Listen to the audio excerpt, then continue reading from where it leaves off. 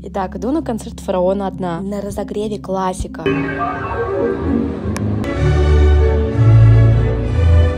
Контраст, конечно, крышесносный.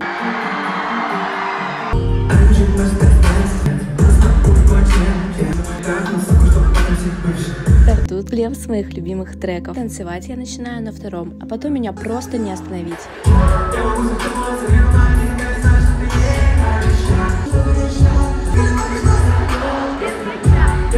За кулисами жена Софья. Фара постоянно признается ей в любви. Говорит, как важно ценить настоящий момент и свою жизнь. Я покупаю себе последнее место на крайнем секторе и просто отрываюсь все полтора часа.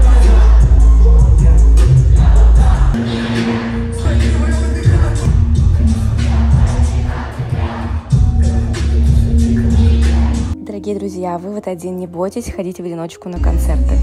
А Фаре спасибо за крутое шоу.